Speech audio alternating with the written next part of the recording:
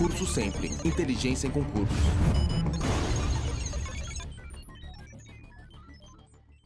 Bom dia para todo mundo. Retomar a aula passada. Terminamos a aula passada comentando sobre o contexto da aula de hoje, que seria o estado de crise, né? Na aula de hoje a gente vai enfrentar o estado de crise, quais são os institutos que existem na Constituição Federal para enfrentar essas situações, que são situações em que os direitos da Constituição Federal, os direitos na ordem do Estado Democrático de Direito ficam relativizados e podem ser limitados. Então, só vamos recapitular rapidinho. Nós temos uma estrutura de normalidade, República Federativa Democrática do Brasil, fundada num Estado de Direito. Por ser fundado num Estado de Direito, o pressuposto inicial é sempre o pressuposto legal. Tudo que se faz ou deixa de fazer, se faz ou deixa de fazer em virtude de lei. E esse Estado Democrático de Direito tem como elementos de manutenção, diria assim, da infraestrutura, de segurança, da situação, do status quo. Repetindo, esse Estado Democrático de Direito tem como um elemento de manutenção do status quo, ou seja, da situação atual, de tranquilidade, de paz, a segurança pública. E as Forças Armadas, que é o que a gente vai estudar mais adiante. Transcendendo essas situações, ou seja, ultrapassando esse contexto de normalidade, inicia-se uma zona que a Constituição Federal, não está expresso na Constituição, mas que a Constituição Federal assegura uma série de proteções a mais, uma série de intervenções estatais a mais, que nós denominamos estado de crises. Nesse estado de crises, na aula passada a gente mencionou, nós ultrapassamos e transcendemos a ideia de Estado de Direito fundado em lei e passa-se a entrar numa situação de governança, ou de governabilidade, ou de manutenção das estruturas via decreto presidencial. Então, é um momento em que o Estado brasileiro sofrerá suas limitações sem que essas limitações sejam decorrência de previsão legal anterior. Aí nós temos lá no seu material, página 24, defesa do Estado e das instituições democráticas, segurança pública, organização da segurança. Nós temos alguns conceitos lá, né? Acho interessante a gente dar uma olhadinha. E aí eu coloquei a seguinte pergunta. Em que consiste a defesa das instituições democráticas? Aí coloquei entre aspas. É o equilíbrio da ordem constitucional, visando manter o equilíbrio entre grupos de poder. Se a competição entre grupos sociais extrapola o limite constitucional, teremos o que a doutrina denomina de estado de crise. Peço que vocês sublinhem, quando cai estado de defesa, cai estado de sítio, normalmente se adota muito essa nomenclatura estado de crise, tá? Ou crise, né? Aspas, são normas que visam a sublinhar estabilização, ou retomada daquele status quo, como eu já mencionei a vocês, né? Estabilização e a defesa da Constituição contra processos violentos de mudança ou perturbação da ordem constitucional, mas também a defesa do Estado quando a situação crítica derive de guerra externa. Então, lembrando novamente, aquele desenho extrapola aquela primeira etapa, entra nessa segunda etapa. Então, a legalidade normal é substituída, sublinha, é a de legalidade extraordinária. Extraordinária. É um funcionamento diferente da legalidade, porque eu já falei a vocês da existência e da força que o decreto passa a ter nesse momento. Acho importante ler, não gosto muito de ler conceitos, mas como esse momento é um pouquinho mais teórico, acho interessante a gente ler. O conjunto ordenado de normas constitucionais informadas pelos princípios da necessidade e temporalidade. Super importante esse binômio no estado de crises. A presença desse binômio justifica as medidas coercitivas do Estado. Repito, a presença desse binômio justifica as medidas coercitivas do Estado. Quer dizer o quê? O Estado, em virtude de necessidade, de efetiva necessidade, e são necessidades distintas tanto para a defesa quanto para sítio, deverá tomar algumas medidas essas que, muito importante, têm que ser temporárias. Por que temporárias? Porque o intuito desses elementos que vão manter a ordem constitucional são o reestabelecimento e não a permanência no estado de crise. O objetivo é voltar para aquele estado de calmaria, de inexistência de conflitos. Então, o princípio da necessidade e da temporalidade tem por objeto as situações de crise e por finalidade a manutenção ou restabelecimento da normalidade constitucional. Diante das crises existem mecanismos constitucionais que podem ser utilizados, sublinha, muito importante, quando necessários, para o reestabelecimento da normalidade, que são observados os princípios da necessidade e da temporalidade, medidas excepcionais para manter ou restabelecer a ordem nos momentos de anormalidade constitucionais instituídos pelo sistema constitucional de crise composto por. O que compõe esse estado de crises? Quais são os elementos que vão reestabelecer em virtude de necessidade e temporalidade, ou fundamentada em necessidade e temporalidade? Já disse, decretação de estado de defesa e decretação de estado de sítio. Esse binômio é um binômio que existe para manutenção ou reestabelecimento, né, manutenção ou a ideia de manutenção de uma situação de normalidade para tentar voltar ao status quo. Então tá lá, defesa do país e da sociedade através das Forças Armadas e da segurança pública. Bom, vamos lá, vamos começar pelo começo. Trouxe a vocês um quadrinho que é bem interessante. Aquele quadrinho são os princípios que devem ser observados nas decretações de estado de defesa e na decretação de estado de sítio. A primeira ideia fundamental, super importante, vocês já sabem, necessidade e temporalidade. Os demais princípios acho interessante. Olha que coisa, né? Não tem caído muito. Houve uma época em que caía bastante essa questão de estado de defesa e estado de sítio. Acho que agora é possível estar na tua prova, em virtude, como eu já mencionei, toda aula eu falo, né? Em virtude da proximidade muito grande de muitas provas, com sempre caindo a mesma coisa, acho que é provável cair agora esses tópicos. Quais são os princípios? Vou ler necessariamente hoje, eu vou ler excepcionalmente esses aspectos. Necessidade, nós já sabemos.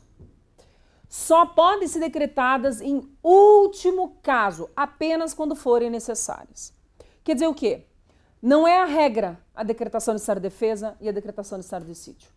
A regra é manter o status quo com a estrutura da segurança e das Forças Armadas, ok? Segundo, proporcionalidade. Senhores, não é porque está aí uma guerra externa ou em virtude de uma calamidade pública que as medidas adotadas, inclusive as coercitivas, elas podem extrapolar a razoabilidade e aí, claro, razoabilidade e proporcionalidade, né? Tem que ser a medida adequada para o restabelecimento. Não pode exorbitar os poderes nesse período. Temporariedade, já falamos. Legalidade. Essa é super importante, ó. As medidas devem resguardar respeito à lei e aqui é possível vislumbrar duas perspectivas acerca da legalidade. Vem, quando a gente estuda em direito constitucional, e eu sempre falo isso quando eu estou lecionando também direito administrativo, é importante que vocês tenham muito claro o seguinte aspecto. Nós temos a legalidade em sentido amplo e nós temos a legalidade em sentido estrito.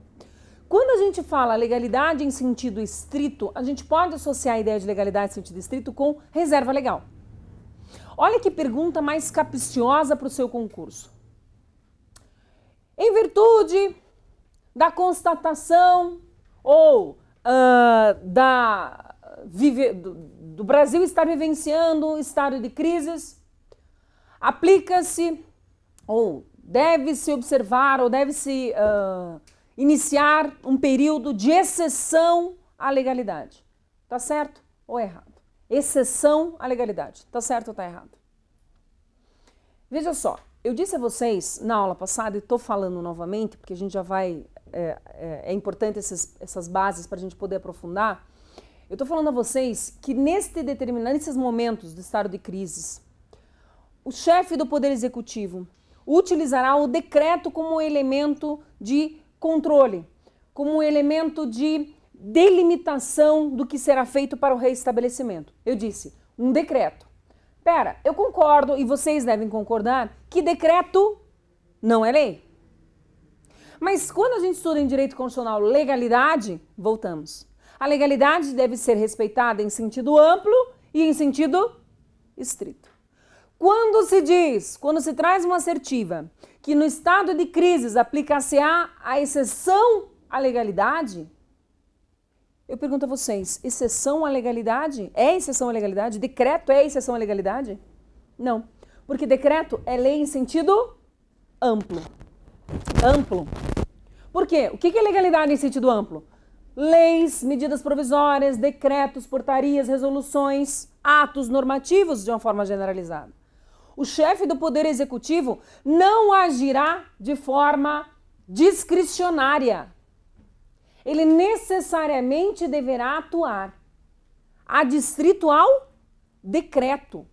E quando você diz que um chefe do Poder Executivo está vinculado aos termos do decreto, que ele não pode, ele, exercer os seus poderes de acordo com as suas vontades, isso é legalidade. Isso é legalidade. Só que não é legalidade em sentido estrito, não é reserva legal, é legalidade em sentido amplo. Entenderam o raciocínio? Super importante isso aqui para vocês, tá certo? Então não é uma exceção, não deve ser lida de uma forma literal como exceção à legalidade, mas como exceção é o princípio da reserva, como exceção, isso poderia ter na tua prova, como exceção à regra da reserva legal, princípio da reserva legal. Aí tudo bem, mas a legalidade não, tá? Então tá lá, ó. As medidas devem respeitar os limites estabelecidos por, sublinha, decretos presidenciais que autorizam a execução. É a perspectiva mais restrita da legalidade. As medidas precisam respeitar a lei em sentido amplo, ou seja, toda a legislação brasileira, incluindo a Constituição Federal. Tá certo? Então, os decretos devem ser respeitados e a Constituição Federal deverá ser respeitada. Quer dizer o quê? Que esse decreto não é lei em sentido estrito, mas deve respeitar a Constituição também, e que a Constituição é legalidade em sentido amplo também aqui, tá? Bacana? Então esses são os princípios que devem ser respeitados, que devem ser cumpridos no momento de crises do Estado brasileiro. Bom, agora a gente começa a perceber, a estudar quais são os elementos que serão mobilizados pelo chefe do Poder Executivo para resolver esse estado de crise. A primeira dica, e eu falo, né, brincando sempre para vocês decorarem, memorizarem, o estado de defesa é o primeiro momento para resolver essa crise do Estado brasileiro. Se não resolveu, via de regra, tá? Se não resolveu pela decretação do estado de defesa, então, repetindo, o estado de defesa é um conjunto de medidas. Será um conjunto de medidas adotadas pelo chefe do Poder Executivo Federal, pelo presidente da República. Se esse conjunto de medidas não forem suficientes, aí decretar-se-á o estado de sítio. É claro, né? Por uma questão de raciocínio lógico, em determinados momentos, não dá para decretar defesa. Decreta-se imediatamente estado de sítio. Ora, eu estou em guerra. Eu vou decretar defesa? Não. Eu vou decretar imediatamente o estado de sítio. Porque não dá para tentar tomar algumas medidas. A guerra já está instalada. Eu não vou tomar algumas medidas. Por quê? Interessante. As medidas tomadas no estado de defesa são medidas, dentro desse contexto do estado de crise, são medidas mais moderadas. Moderadas. São restrições, menores restrições a direitos fundamentais. Ao passo que no estado de sítio é uma segunda tentativa, então um conjunto de medidas, eu diria, mais drásticas, mais claro, drásticas, dentro do limite imposto pela Constituição Federal e pelo decreto presidencial. Nem precisa dizer que só o presidente da República tem competência para decretar defesa ou decretar sítio. Dicasinha para a gente entender essa regra. Quando... quem que era o... Olha, isso é nostalgia. Quem que era o levado da breca no sítio do Pica-Pau Amarelo? Quem que era virado? O Saci, não era? Lembram disso? O que vocês vão lembrar? Se eles decretaram o estado de sítio é porque está virado num Saci. Entenderam? Bacana? Joia? Péssimo, né? Logo cedo, ninguém merece um negócio desse, né? Então vamos? Se houve a decretação do estado de sítio, é porque está virado num Saci. Por que está virado num Saci? Porque aqui as medidas são mais drásticas. Porque aqui já eu não consigo resolver o problema. Tá virado no saci mesmo, eu vou decretar estado de sítio. É horrível, mas é ótimo para memorizar ao mesmo tempo. E essas brincadeirinhas são bem boas, né? Pra gente não confundir. Então, olha lá o teu material. Constituição Federal, artigo 136. Bom dia, credo! Bom dia! Prof, calma. Primeira piada da manhã ainda não tá dando para rir. Vamos lá? Ou tem gente que tá olhando assim, era piada? Não, só para saber. Avisa antes, né? Vamos lá? Artigo 136 da Constituição Federal. O presidente da República pode... Ai, ai, ai, ai, ai. Vamos lá? Defesa. Competência de quem? Presidente da República. Só, tá? Presidente da República. Toma bastante cuidado. Começamos a analisar algumas diferenças que vão ser notadas entre estado de defesa e estado de sítio, além dessa questão moderada e drástica que a gente já entendeu aqui. Segundo, quando o presidente da República, ou para que, melhor dizendo, para que o presidente da República decrete defesa, estado de defesa, necessariamente, olha, para que ele possa decretar, previamente à decretação, tem que ser ouvidos, olha lá no seu material, o Conselho da Defesa e o Conselho da República. Então, olha aqui, Conselho de Defesa e Conselho da República. Tem que ouvir de forma, primeira diferença, prévia. Tem que solicitar. De forma prévia, claro, né? Solicitar, dá a entender, né? Que é previamente. Ao Conselho da Defesa e ao Conselho da República, para posteriormente poder fazer a decretação. Ou melhor, eu não vou colocar solicitar. Melhor, apaga solicitar. Eu vou colocar assim, ouvidos. Por que ouvidos? Porque o Conselho da Defesa e o Conselho da República, vocês vão perceber que não só está aqui, mas também está no estado de sítio, a presença dessas duas estruturas na Constituição Federal, são órgãos consultivos. São órgãos consultivos. Quer dizer o quê? O presidente da República tem que ouvir previamente esses Conselhos da Defesa e Conselho da República. Toma bastante cuidado porque a gente vai começar a fazer algumas diferenças, já vou ler, depois a gente continua. O presidente da República pode, ouvidos o Conselho da República e o Conselho da Defesa Nacional, decretar estado de defesa. Olha lá. Por que ele vai decretar? Para sublinhar, preservar ou prontamente restabelecer. Ai, ai, ai. Primeira diferença. Olha lá. Quando nós... Primeira não, né? Já é a primeira, segunda, terceira. Já vamos começar a comparar com o outro. Quando há a decretação do estado de defesa, toma bastante cuidado, necessariamente, obrigatoriamente, a situação não está ainda tomando grandes proporções. Senão já decretar-se-ia, né? Já teria sido decretado estado de sítio. Quer dizer o quê? Que no caso de decretação do estado de defesa, essas medidas necessariamente têm que ter um âmbito limitado. Ou seja, não terá proporções nacionais. Então, no teu material, você vai sublinhar lá, em locais restritos. Em locais determinados. Ah, joia, prof. Quer dizer que para decretar estado de sítio não precisa ser em locais restritos e não precisa ser em locais determinados? Não, não precisa.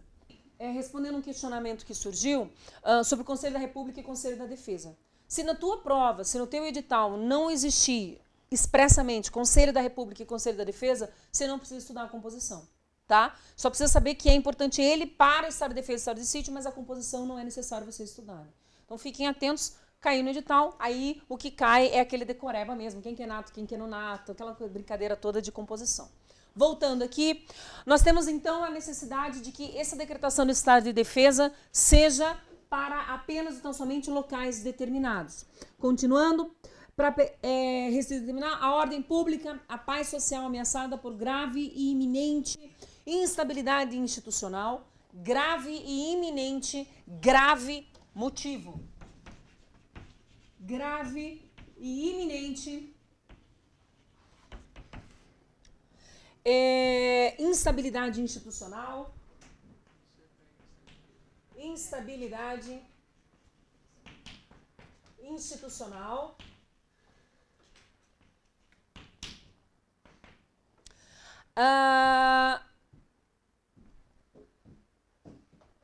ou atingidas por calamidade de grandes proporções da natureza. Calamidade de grandes proporções.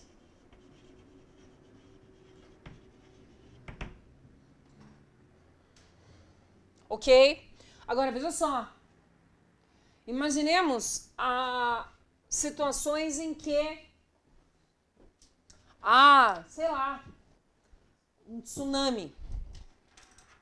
Claro que ele vai ser, o tsunami vai atingir locais restritos. Locais restritos, locais determinados. Agora, um tsunami em uma, sei lá, Florianópolis, acaba tendo uma repercussão, Recife, né, enfim, acaba tendo uma repercussão de âmbito, para essa decretação tem que ter uma repercussão de âmbito nacional. Então, voltando aqui. E os outros entes da federação poderão decretar nos termos da sua Constituição. O Estado poderá decretar, mas a Constituição Federal regulamenta a decretação de estado de defesa pelo chefe do Poder Executivo e por isso a necessidade de ser grandes proporções, localizadas, mas de grandes proporções ou gere uma instabilidade institucional generalizada. Tá? Continuando aqui, o decreto que instituir o estado de defesa determinará o princípio que nós encontramos ali, sublinha, por favor. Determinará o tempo de sua duração. O tempo de sua duração. Por quê? Porque tanto estado de defesa quanto estado de sítio tem como princípio temporariedade. Não pode ser por prazo indeterminado, ele não pode decretar até que se reestabeleça. Ele vai determinar por um prazo determinado, ainda que ele possa prorrogar. E aí a gente vai ver essa questão da prorrogação. Então vamos lá. Começamos. Quais são as medidas, sublinha, que poderão ser adotadas por esse decreto? Então, vai ser feito um decreto presidencial e esse decreto vai adotar determinadas medidas. Medidas essas que podem ser tomadas cumulativamente e isoladamente, mas, cuidado, as medidas que estão expressas na Constituição são medidas taxativas. O rol das medidas do estado de defesa é um rol taxativo, ou seja, não há possibilidade de o chefe do Poder Executivo, entenda, o presidente da República, adotar outras medidas que não sejam essas medidas previstas no parágrafo 1º, inciso 1 do artigo 136 da Constituição. Quais são as medidas que podem ser tomadas? Vamos começar o inciso 1 e o inciso 2. O inciso 1 fala das restrições dos direitos que podem ser. Quais são os direitos que podem sofrer restrições em virtude do estado de defesa decretado? Ei, cuidado. Por quê? Porque eles pegam as medidas do estado de sítio, que a gente já viu que são mais drásticas, e aí você já tem que sentir, ou outras que não podem ser tomadas no estado de defesa, colocam um assertivo e dizem. Então, por exemplo, eles pegam uma das medidas do estado de defesa lá, do estado de sítio, a vedação ou proibição terminantemente de locomoção, né? Restrição do direito de locomoção, restrição da possibilidade do direito de sigilo das correspondências, restrição do direito de reuniões, então ficar absolutamente, terminantemente proibido. Eles misturam as medidas do estado de defesa com o estado de sítio e dizem, são medidas tomadas do estado de defesa e coloca tudo junto, tá? Então tem que saber quais são as medidas. Vamos lá para as medidas? Quais são os direitos que podem ser restringidos? Vamos lá? Direito de reunião. Tá? Direito de reunião. ainda que exercida no seio de associações. Senhores, vamos imaginar, para a gente contextualizar e visualizar isso aqui, fica tranquilo? Que é bacana essa parte da matéria. No ano passado, quando a gente teve, no meio do ano, né, aquelas passeatas, né, no Brasil inteiro, aquela mobilização foi no Brasil inteiro. Mas foram assim, localizadas, né, em algumas capitais, mas no Brasil inteiro e em algumas capitais. Poderia a presidenta Dilma ter decretado estado de defesa, sim ou não? Sim ou não? Eu digo, poderia, não tô, né? Assim, houve uma instabilidade, de uma certa forma, e algumas foram bem violentas. Imaginemos, eu estou prospectando, né? Estou tentando visualizar uma situação assim. Imaginemos que aquelas violências que começaram a acontecer começassem a ficar uma coisa, né? Veja, o que a presidenta ia fazer no primeiro momento? Chama quem? Segurança Nacional. As estruturas que compõem a segurança pública. Polícia Federal, Polícia Rodoviária Federal, Polícia Militar, Polícia Civil.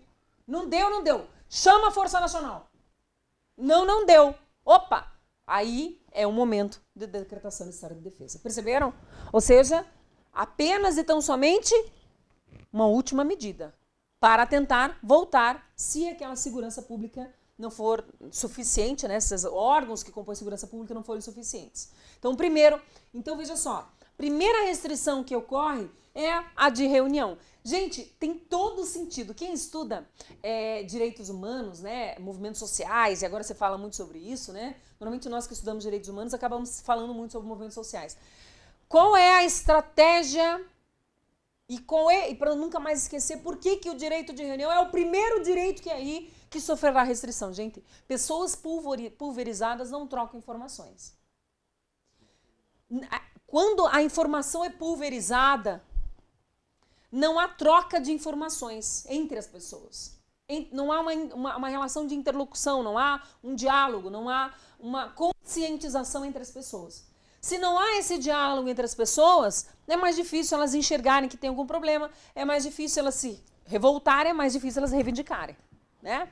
Tem até um brilhante autor de direitos humanos, infelizmente faleceu, Joaquim Herrera Flores, ele sempre dizia assim: para você conseguir mudar, você precisa visualizar, desestabilizar e propor a mudança. Se você está isoladamente, você não visualiza. Se você não visualiza, você não desestabiliza. Se você não desestabiliza, você não propõe mudanças. Quando as pessoas estão juntas, agora nós estamos num problema institucional, o que a gente vai fazer? Não se reúne. Nem no leito de associações. Então, de uma certa forma, restringe o direito de associação, sim ou não? Porque as pessoas se associam para quê? Para exercer o direito de reunião.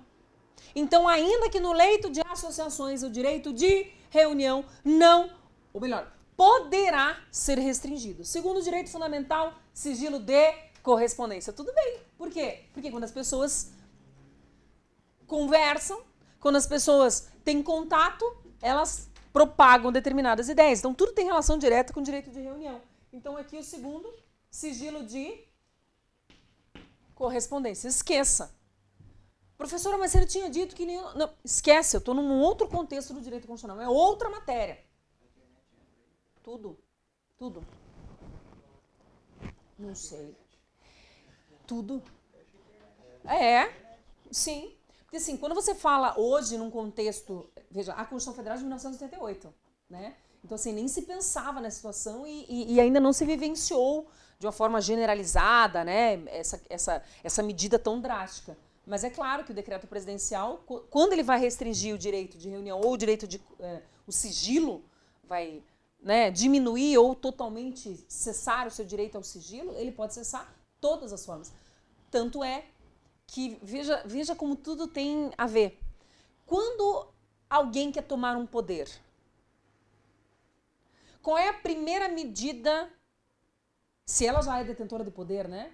Se ela é um presidente que quer, enfim, assumir o poder sozinho, enfim, se tornar um ditador ou continuar no poder, qual que é a primeira medida que ele toma? Liberdade de reunião. Manda as Forças Armadas para a rua e coíbe de forma muito rude, né? Que a Síria fez, né? Ela trancou a internet. Hã? A Síria fez. Exatamente. Pronto, visualiza a história da Síria. Mas no primeiro momento, o que aconteceu? Forças Armadas na rua e não pode ter direito de reunião. Segundo momento, o que ele vai fazer? Comunicação. Ele vai cortar todos os canais de comunicação. Exatamente. Visibilizar, desestabilizar, propor mudança. Se a pessoa não visibiliza, porque não tem troca de informação, então elas não podem se desestabilizar e elas não vão propor mudanças. É o primeiro canal que se corta para poder evitar as mudanças. Porque a Constituição Federal não quer mudanças. Tá?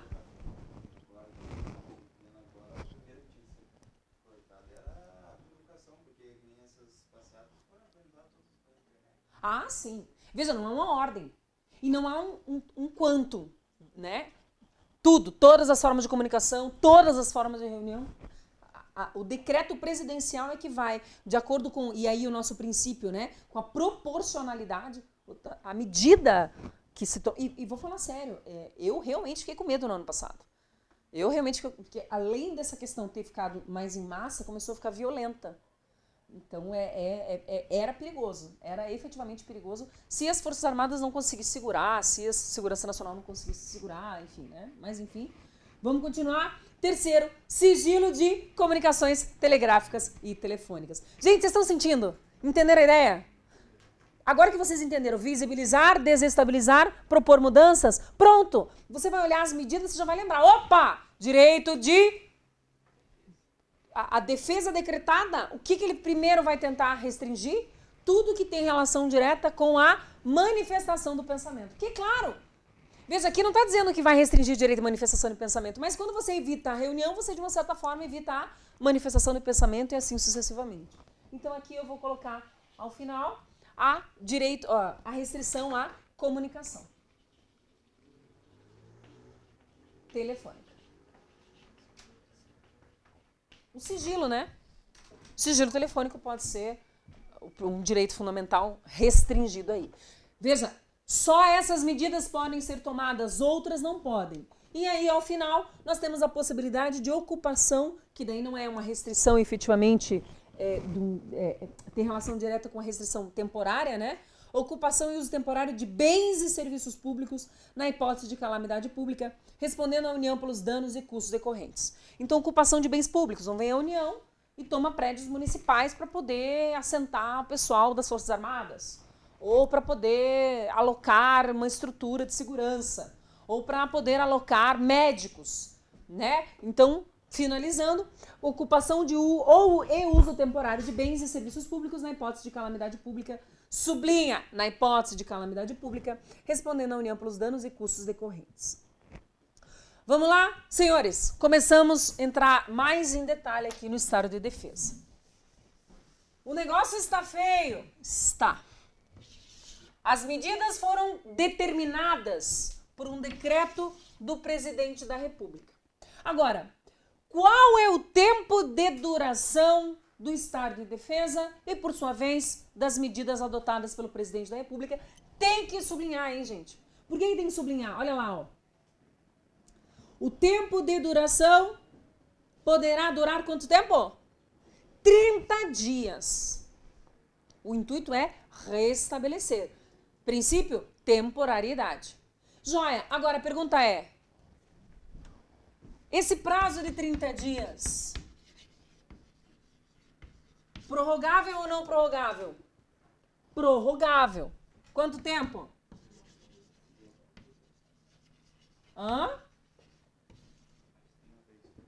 Uma vez por igual período. Então nós temos lá. O tempo de duração do estado de defesa não poderá ser superior a 30 dias, podendo ser prorrogado uma vez por igual período se persistirem as razões que justificarem a sua decretação. 30 dias até, né? Uma vez igual 30 dias. Tudo bem? Cuidado, porque no estado de sítio as coisas mudam, claro, né?